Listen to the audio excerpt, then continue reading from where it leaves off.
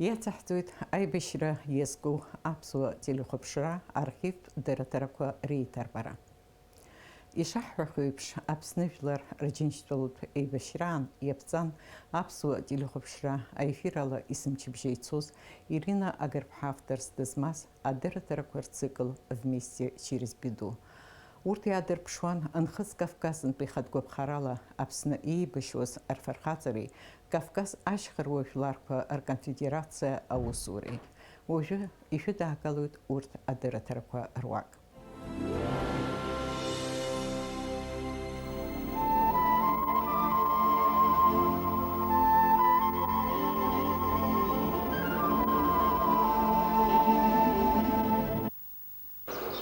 Здравствуйте, уважаемые телезрители!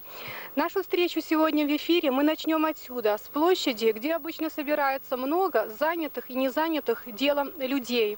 Увидеть бы поскорее свет в конце туннеля. Это настроение многих и многих людей. И сегодня в нашей программе разные из историй летописи продолжающейся войны. Разговор исключительно о тех людях, которые служат Абхазии. Это, конечно, не означает отсутствие среди нас людей, которые сознательно или бессознательно проваливают любое дело. Но человеку свойственно стремление к разуму, и мы тоже стремимся прежде всего войти в мир именно уважающих себя людей. В памяти кадры прошлых месяцев войны. Многих, можно сказать, из старой гвардии уже нет. Ностальгия по ним, по времени, когда они еще были с нами. С другой стороны, восхищение теми, кто может и сказать, и оправдать высокие слова о чести, братстве и человеческом долге. Давайте вспомним немного. Декабрь 92 года. Из нашего архива. Эти ребята сохраняют верность своим словам. Они на фронте. Я думаю, что Абхазия победит. Абхазия, маленькая Абхазия будет великой Абхазией. Я ничего не могу сказать. Я не могу дома сидеть, когда у меня здесь братья погибают. Я пришел отомстить за своего родного брата и за тех, кто с ним погиб. И не только за них, за всех, кто погиб из наших ребят, и за всех нужно отомстить. За это я приехал. Да, а Вадим Миналов ничего не хочет сказать по этому поводу, наш князь Абхазский? Конечно, хочу сказать. Кто может вот так уехать, когда наш близкого друга, близкого брата убивают, знаешь, это просто надо иметь человеческое сердце. Вот, например, недавно отвезли нашего Зубера Тишекова. Вот рядом с ним, который вот здесь стоит, вот это наши братья, все мы друг друга вот так знаем. Он тоже хотел жить, все хотят жить, но он в поле погиб. Знаешь, я не могу вот так, знаешь, что со мной вот так может случиться, все завернуть, развернуть и уехать домой. Если я раненый, не раненый, знаешь, я до конца буду стоять. Я никуда не собираюсь ни уехать, ни отдыхать. Сейчас не время, чтобы к себе приезжать. Я остался с вами. Буду с вами стоять до конца. Лихорадит жизнь. Одна за другой смерти на Ишерском фронте. Жестокая драма войны на Чимчирском фронте. Голод. Зверски убитые пожилые люди. Камины на открытом пространстве, как надмогильные кресты. И странно слабое звучание правды войны на наших устах и в наших действиях. Миша, мне кажется, что здесь мы немножечко расслабились, и что-то мы очень спешим к мирной жизни. Хотя, конечно, для такого расслабления у нас еще нет оснований. А в том районе, в общем-то, напряженность, конечно, каждого человека, она беспредельная, и напряженность это сохраняется. Вот если сравнить то, что вот здесь ты видишь, и то, что ты видел многие месяцы там, на Восточном фронте, что бы ты мог сказать? Что я могу сказать? Там действительно очень тяжело по сравнению, чем тут. Здесь есть вода, свет, газ, есть продукты питания. Насчет этого там очень плохо. Старались, возможно, сделать. Я так думаю, что брат брата никогда не оставляет в беде. Я думаю, они должны помогать. Обязаны даже, потому что люди сидят в блокаде. Им неоткуда помощи ждать, только отсюда. Вот у тебя много друзей там? Ну, фактически почти в Ачамчинском районе всех знаю. Много, да. А вот из боевых друзей есть самые близкие, такие, которые с тобой останутся, как говорится, друзьями на всю жизнь теперь? Там, в основном я там воевал в Меркулах и в Атарах. В основном оттуда почти все ребята, мои друзья. А вот и из ребят, которые погибли там на Восточном фронте за это время, значит, твоего присутствия там, о ком ты больше вспоминаешь? Я больше всего вспоминаю вот Горданов Гена, который здесь в Ущерах погиб. Он тоже был с нами, там наш командир боевой. Человек с чистой душой, совестью. Он мог общий язык всегда находить с маленькими и с большими. Его все любили там. Мы тоже любили. Потом хочу хорошо вспомнить Масаев Хадис, который погиб в Поквеши. Потом Жилетежев Руслан, наш певец. Золотой человек был. Люта, кличка была у него. Потом Шерданов, Заур погиб. Из абхазских ребят? Ну, из абхазских ребят там Бесик был. Я так по кличкам знаю, так. Потом один грузин, разведчик погиб, тоже хороший парень был. Потом Арута погиб, Фарид сириец, тоже с нами был в Атарах. Еще один вопрос. Вот наши женщины, наши матери там на Восточном фронте, вот когда появлялись там добровольцы Северного Кавказа, они как-то выражали вот свое настроение, свою симпатию, любовь к вам? Конечно, это всегда вот, даже к любому дому подойдешь, они всегда, узнавая, откуда мы приехали, всегда сочувствовали и приглашали к себе домой. И чем-нибудь, хоть крохи, что есть, она все-таки ставила на стол, и пока не угостить, не отпускала. Насчет гостеприимства абхазцев это не отнять. Я, как тот слуга Перикла, афинского правителя, периодически информировавшего своего господина о смуте на улице города, который на замечание раздраженного Перикла, почему же он постоянно передает ему информацию только о действиях молодых людей на улице, сказал: будущее за молодыми людьми. Их настроение, их устремление – это свидетельство того, что может стать с нашим афинским государством завтра. Это небольшое вступление я сделала к тому, что в ближайшее время на Северном Кавказе молодежь соберется на свой общеадыгский молодежный форум. По этому поводу слово председателю Объединенной кабардинской молодежной организации Черкесии Зауру Хаконову.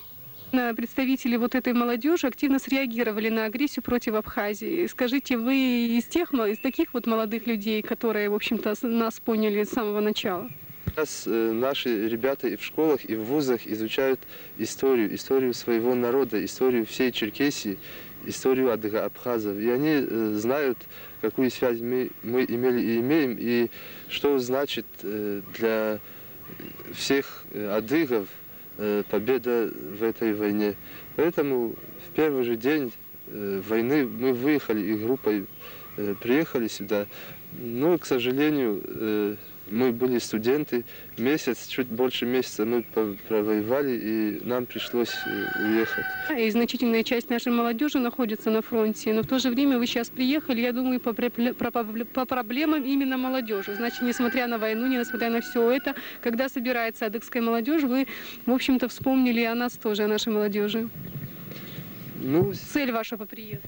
Сейчас готовится съезд черкесской молодежи Абхаза, точнее сказать, адыго-абхазской молодежи Кавказа. И мы хотели здесь разрешить вопрос о выделении одного человека для включения в члены оргкомитета по подготовке и проведению съезда. Ну и по избранию делегатов вот эти вопросы, чтобы здесь решили, мы сделали официальное обращение к Верховному Совету Абхазии. Еще могу сказать о вопросах, которые там будут подняты. Конкретно не могу сказать, потому что последнее заседание оргкомитета будет решать конечные вопросы, которые будут там подниматься. Но сейчас могу сказать, что одним из первых вопросов, которые там будут подняты, связано с этой войной, связано с добровольцами и с абхазской молодежью, которая сейчас принимает участие в войне.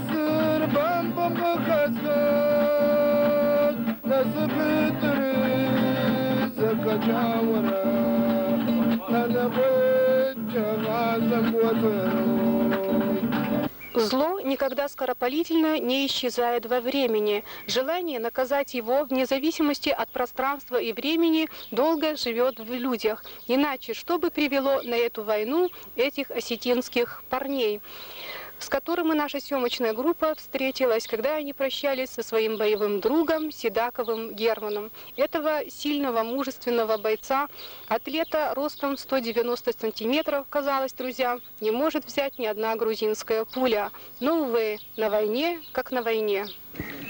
Да, мы приехали как к своим родным братьям и будем защищать до последней капли крови и никогда не забудем. Вот за ушедших наших братьев, за земляков, никогда не простим этого. До последней капли крови будем сражаться за эту землю. Он всегда во всех душой болел. Во всех. Был самый лучший из нас. Мы из той дохожи. Ну, про Германа, он нам был всем как брат, родной брат. Как вот сказали, он нам всем указывал правильную дорогу.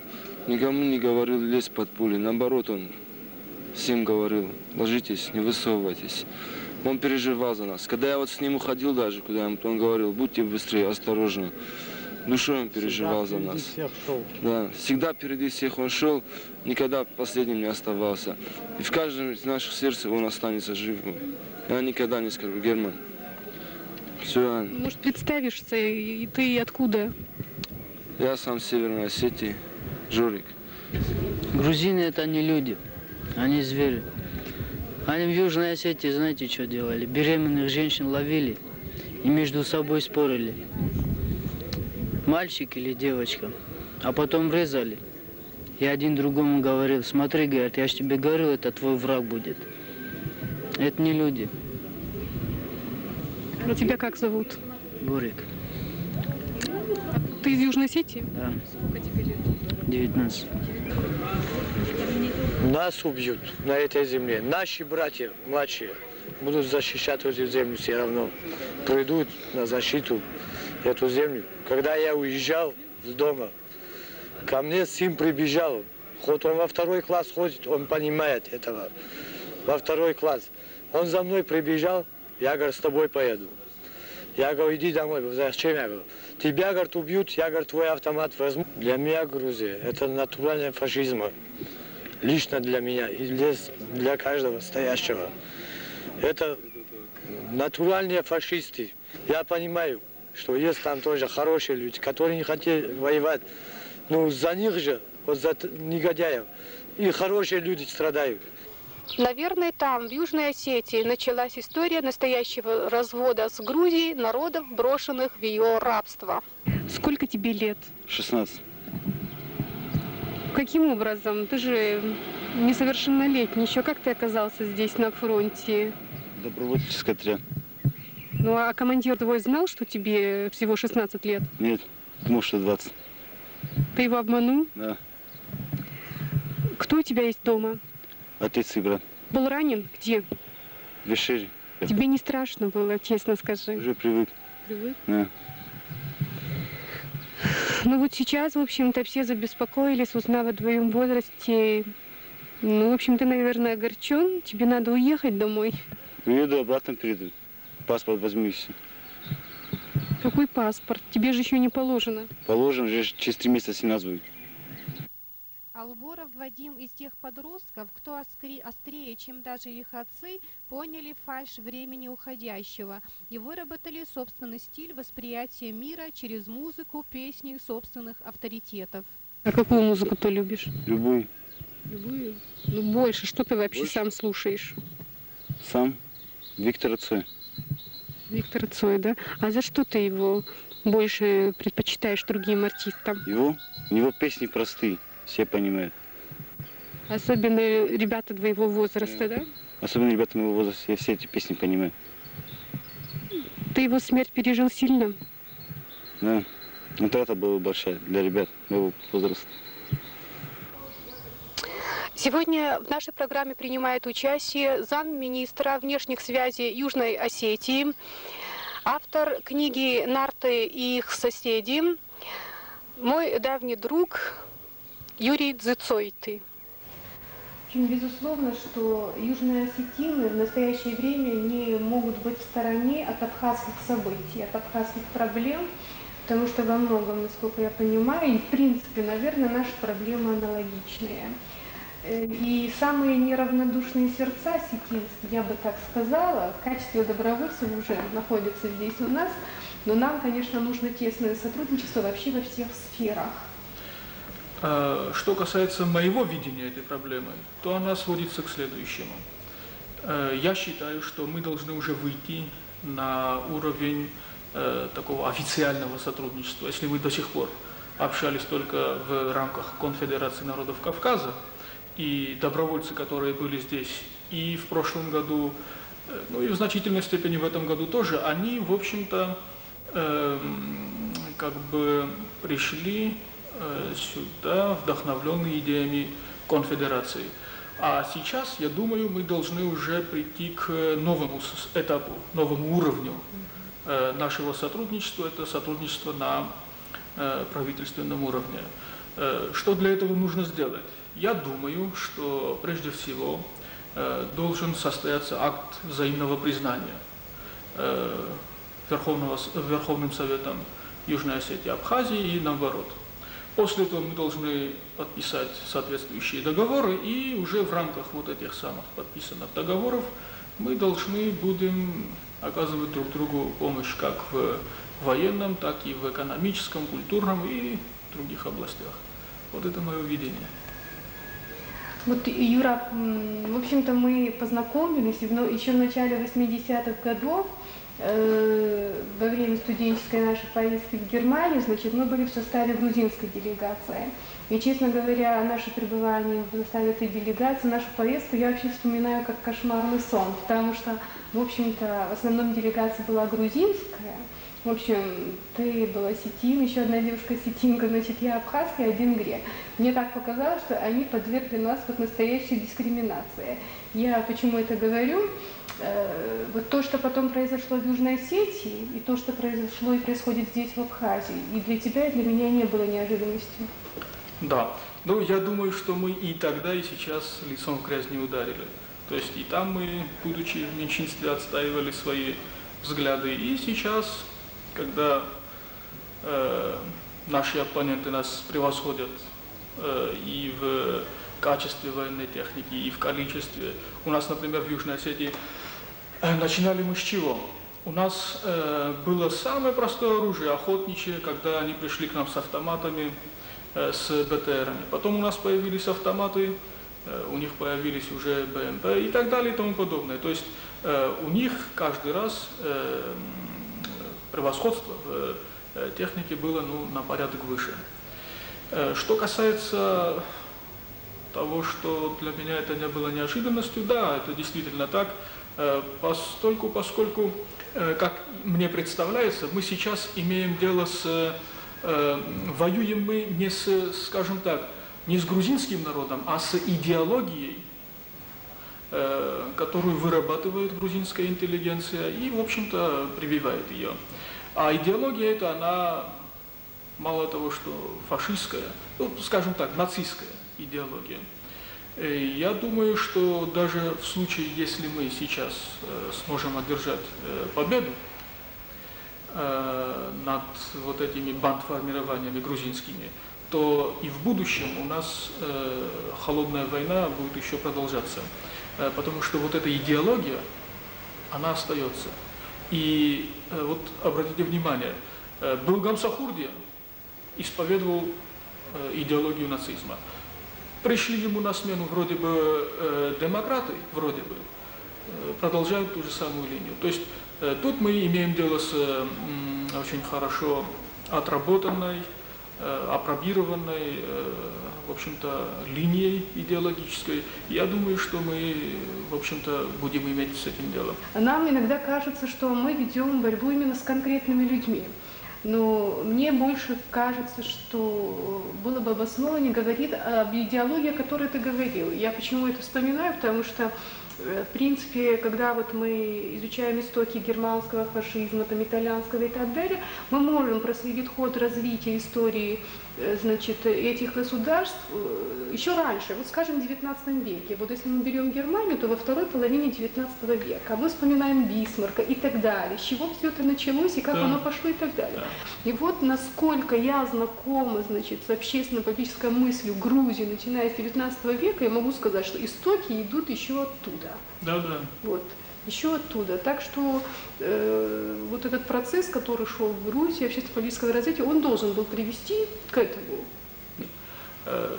Очень много иллюстраций, ну, скажем так, прямых, которые подтверждают все, о чем мы говорим. Я бы хотел привести в данном случае только одно, очень показательная такая иллюстрация.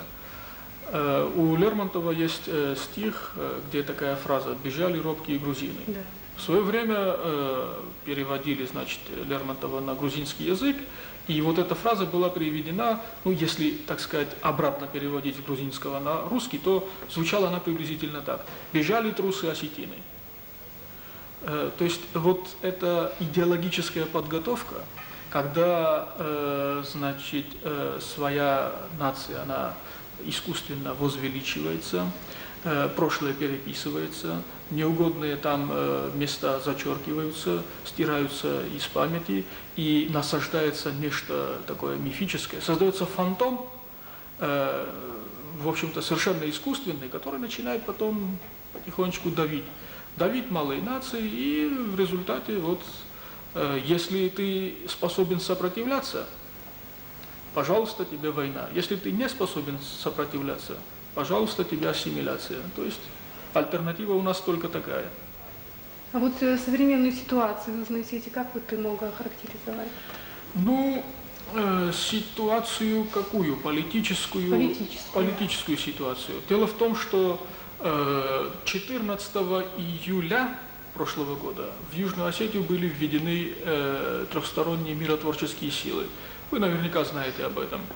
Ну, это приостановило широкомасштабные боевые действия, хотя отдельные рецидивы, так сказать, бывают и убивают, и стреляют, но широкомасштабных боевых действий нет. То есть город в упор уже не расстреливают.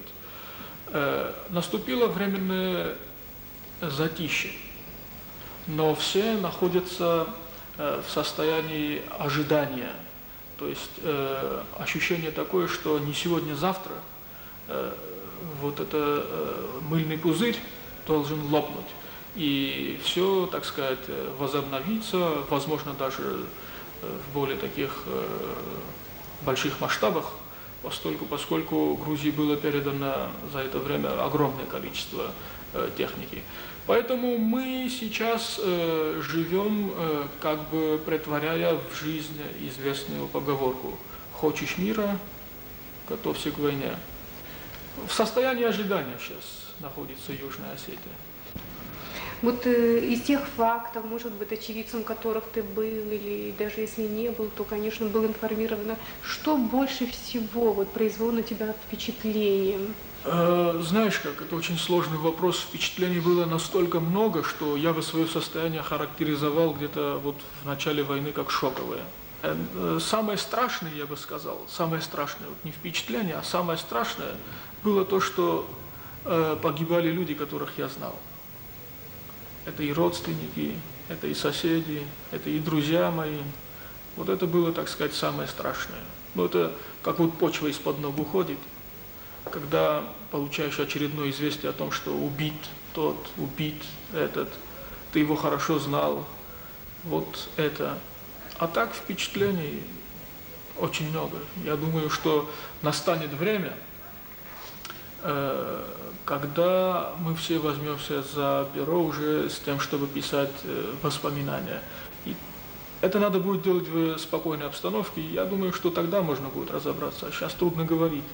Юра, еще тогда, в начале 80-х годов, я помню, ты как-то сказал, в один из моментов, когда испытывал, может быть, какую-то особую такую обиду, действительно, у нас было очень много неприятностей, и вот ты сказал, что самая главная твоя мечта – это все-таки, чтобы осетинский народ был единым, то есть, чтобы между Северной Осетией и Южной Осетией, в общем-то, была единая дорога, чтобы вот через тоннель, через перевал, так чтобы вот дорога, да, которая объединила, соединила. Вот скажи, тогда или сейчас больше шансов и больше надежды у тебя, чтобы вот эта мечта твоя сбылась? Ну, скажем так, дорога эта уже построена, она, конечно, сдана в очередь не полностью, сдана только в эксплуатацию в первую очередь, но тем не менее дорога эта построена, и ты знаешь, вот эта дорога, объединяющая, соединяющая юг Осетии с его севером, она изменила геополитическую ситуацию. Если тогда, я тогда был студентом, и помню, мое поколение, мы все болели этой идеей объединения и так далее, тогда мы об этом смели только мечтать. А сегодня, когда дорога уже проведена, когда де-факто мы независимы, у нас на границе с Грузией стоит таможенный пост, стоят пограничники, я думаю, что наши шансы, в общем-то, намного повысились. Конечно, и, собственно говоря, когда сегодня у нас в Южной Осетии, вы знаете, да, работает миссия СБС. Миссия СБС, которая, в общем-то, утверждает, что по взаимной договоренности с грузинской стороной они готовят проект создания, значит, федеративного государства грузинского, куда должны входить Абхазия, Южная Осетия, Аджария и так далее, на правах субъекта федерации. Мы ставим вопрос таким образом. Если это произойдет, я не верю, что, вернее, хотел бы верить, что все будет развиваться не таким путем. Но если это произойдет, то это будет означать, что Южная Осетия впервые в своей жизни, в своей истории добровольно войдет в состав Грузии.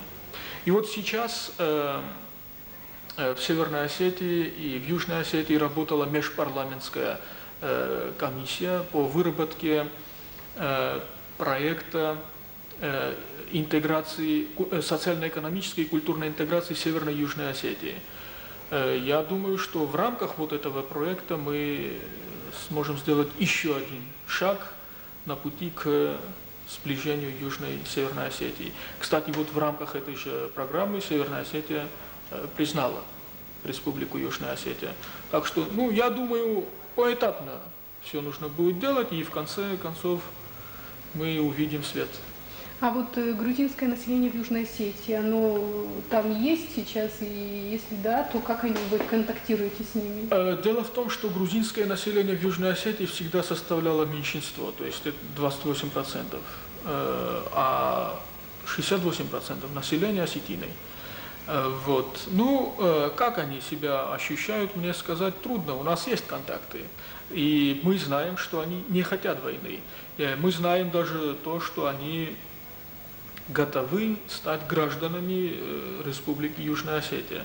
Но дело в том, что в местах компактного проживания грузин сейчас стоят трехсторонние миротворческие силы, и они как бы консервируют ситуацию. То есть она не меняется, они ее консервируют в таком виде, в каком она была, скажем, год тому назад. Поэтому хоть желание и обозначилось, поскольку их, так сказать, какие-то движения в сторону могли бы означать только одно – продолжение войны, которую они совершенно не хотят. Потому что им-то ее как раз навязали, как и нам, осетинам. Мы с ними неплохо жили, но эмиссары из Грузии, в общем-то, сделали так, что они встали на этот путь, не все, правда. Но сейчас они поняли, что это путь тупиковый. Еще один момент. Ты, наверное, читаешь Фазиля Искандера. Вот у него в чегемских сплетнях есть такой момент, что даже палачи заботятся о своем душевном удобстве. Да. Я сейчас имею в виду грузинских палачей, вообще, которые истязают наши народы. Вот как ты думаешь, мы будем думать о том, чтобы создавать им более лучшие условия, чтобы они заботились о настоящем душевном удобстве, а не фальшивом, которое они пытаются сейчас... Грузины? Да. Ну, собственно говоря, вся эта война, по моему представлению, это как бы такая гуманная акция по очищению, что ли, грузинского духа, грузинского менталитета. То есть мы пытаемся совершить такую невообразимую хирургическую операцию, когда из, так сказать, вот их мозгов пытаемся удалить все, что было привнесено с идеологией нацизма. Мы пытаемся их вернуть на путь истинный. Они сбились с христианского пути, они сбились вообще с каких-то нормальных человеческих рельсов, и для них стали очень важными, актуальными не простые гуманные проблемы типа, ну, если, так сказать, это переводить на рамки, так сказать, политики, то не права человека, для них важнее какие-то мифические границы, какие-то неприкосновенность территорий, которые им не принадлежат. То есть на первое место вышло то, что не должно быть актуально для нормального человека. А вот то, что делает человека человеком, это у них ушло на второй план. И вот мы, я думаю, и абхазы, и осетины, мы, собственно говоря, выполняем вот эту миссию. Мы их возвращаем к пониманию того, что самым главным на земле должно быть, так сказать, должен быть человек, его благополучие, и уже производными от него являются территориальные, государственные и прочие проблемы. То есть если брать вот эти самые права, я бы построил такую иерархию. Право человека, право государства и так далее. И в конце нашей встречи с вами несколько слов о наших внутренних проблемах. Мне кажется, что даже в военное время, несмотря на все, мы продолжаем, фальшивя друг другу, очень обходительно говорить о них. И сегодня о черствости души, с одной стороны, и нашей неорганизованности говорят женщины. Вот погиб парень, который, значит, всю войну, можно сказать, в Осетию он прошел. Этот парень ходил в конфедерацию, и я лично знаю этого парня. Мне очень жалко, что наши люди сидят и не пришли, даже не соизволили вот сюда прийти и провести его на последний путь. Я ходила, вот мы ходили, и людей, значит, людям говорим, идите, пожалуйста, значит, провожаем человека, который защищает нас. Я отхожу чуть-чуть и вижу, они даже за мной не идут. Мне очень больно, очень. Вот что я могу сказать? Так нельзя. Мы провожаем человека, который защищает нас от агрессора, а мы проявляем какую-то черствость, равнодушие. Мне кажется, должна быть какая-то четкая структура, которая должна работать во всех сферах, во всех областях. Потому что на самом деле, вот сколько раз было, вы прекрасно знаете, сколько ребят здесь погибло, и постоянно вот бегаем и собираем народ. Мне кажется, что очерствели мы. Может быть, мы раньше это не замечали, но за время войны Вот за этот период мы уже убедились, очень нам больно. Вот если наши люди думают, что им все равно, где погибать, они бы не везде бы, не по всему миру уже не скитаются, эти осетины, эти представители северокавказских народов. Они приехали сюда к нам защищать нас, потому что они чувствуют наше родство. И вот я приглашаю наших людей, я знаю, что не все работают, сейчас знаем, какие у нас времена. Вот в свободное время, пускай они заходят к нам в штаб, и пусть они побеседуют, хотя бы просто так посмотрят на этих добровольцев, с каким они рвением сюда идут. Вот я знаю, если бы они хотя бы по одному, по два раза увидели бы, как они между собой говорят, какие у них проблемы, как они за нас болеют, я уверена, наших людей бы сюда бы больше приходило бы на эти митинги, и нам не пришлось бы с таким трудом собирать наших людей. Мне просто порой бывает стыдно. Вот вспомним первые дни, когда они переходили с таким трудом через перевалы, как мы ждали их приезда. Они приехали, теперь пускай каждый абхаз подумает, просто подумает в душе, все ли он делает, чтобы оплатить вот этот вот, я не знаю, или долг. Они правда не хотят, чтобы мы это считали, что они для нас это делают, они считают, что это наша общая родина. Но все же мне кажется, что мы даже и половины того не делаем, что мы обязаны делать для этих ребят.